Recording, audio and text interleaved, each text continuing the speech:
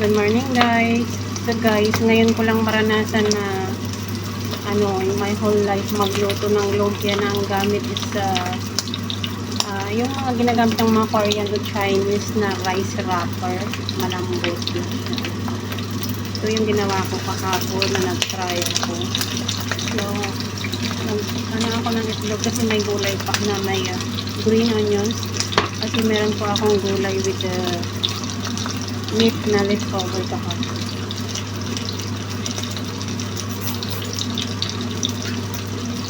Mas masarap daw ito sa lumpia wrapper ng Pinas. Kaso, siyempre,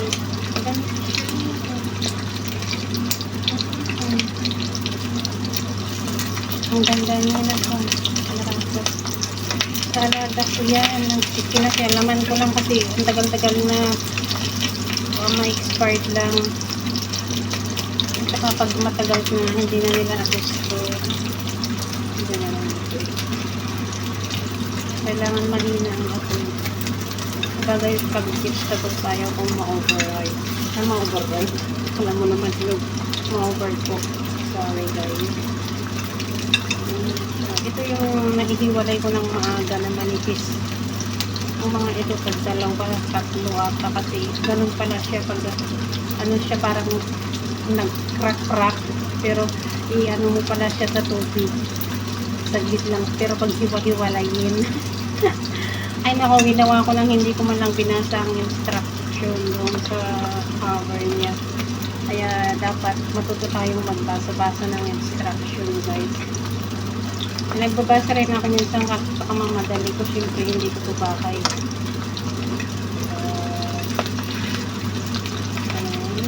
Mukhang masarap. Siyempre, lumpia masarap nga ng yung gulay na leftover ko kahapon. Ginawa ko parang maruya ang tawag doon. Ganda niya. Sarap yan. Para lang silang jelly wrap. Lambot siya na parang kumbaga ng kondom. Yung kumbaga yung itsura lang po ha. Huwag kong masyadong mamalito. Inilalarawan ko lang yung niya, yung pagka-jelly ng lumpia wrap na ito na ibang style. Ang Korean Chinese kami. Nakita ko itong ginagawa nila, ibagot nila sa vegetables and then i-steam nila. Kainin na nilang ganon or pwede rin fried.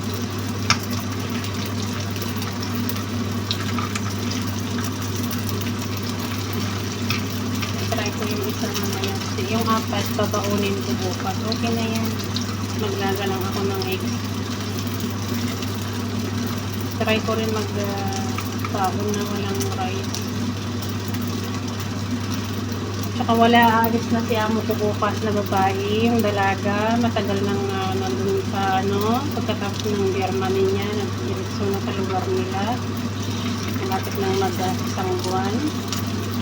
Magwanibig na bukas nang umalis si sir. Si amo kong babae. Alis naman bukas. At ito yung Ramadan for more than 4 years dito sa kanila lang na dadalawa lang kami ni Binata. Yung si Binata mabait siya, hindi siya pa nai-request na buwan. Sa fasting 10 days na Ramadan na wala silang lahat. And after 10 days, babalik yung si amo kong babae. Tatlo lang kami hanggang matapos na ang Ramadan. Ganon. Ito yung Ramadan na napakagaan sa akin. Although magaan naman palagi tuwing Ramadan. Hindi naman sila nang nanawag ng hanggang alas 11, alas 11, ganyan. Ang lang, medyo mahirapan ako kasi yung isang buwan talagang mahigit sila sa okasyon. Pag Ramadan lang po, marami talagang bisita. 5 pair yun 10 na yun. 5 pair, 6 pair, ganyan. 10 to 12 pa lang palagi ang niya. Pero pag hindi Ramadan, walang dito okasyon. Pag may bisita si amo kung mabali kayo dito, may isa, dalawa, ganyan lang sila lang. Ganito pala siya. Mahinang-mahina lang yung apoy. Kasi yun ang ano ko, yung nabasa ko sa ano. And low, anong tawag ng temperature. Parang hindi ka maluluto dyan. Kaya pala mas maganda talaga tag dalawang ano ko tatlo. Kasi ganun pala siya. Kahit din pala pag manipis. Palakihan ko lang kayo para mag-crunchy.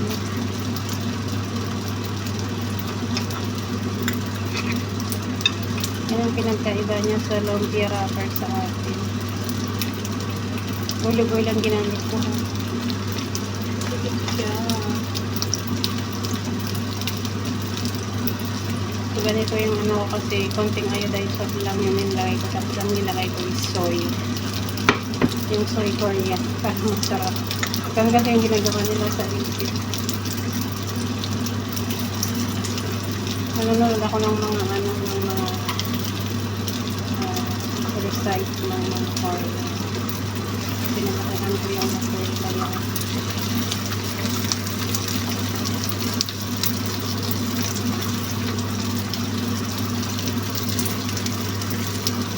Kaya ako nag-sawawan yung sopa kahapon kasi tapang ng sopa.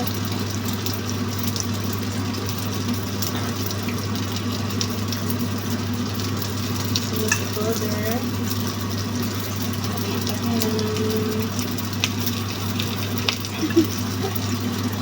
Ang cute lang. Pwede mo nga siyang hati-hatiin na ano. Kaya malalaki yung ginawa ko kasi pambaon ko. Hindi naman pantinda. Hindi ako marunong magtinda. Ano yan. Kaya dapat lang talaga ano yun. Kaya dalawa yung buwan niya.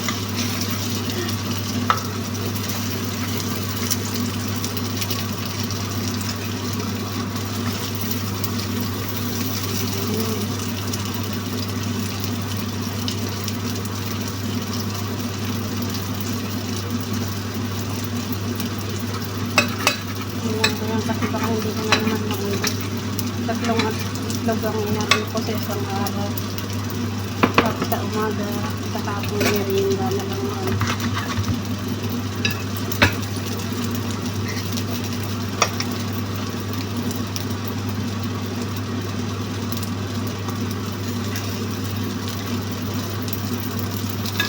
Ganito siya pag manipis lang ko. Yung powder.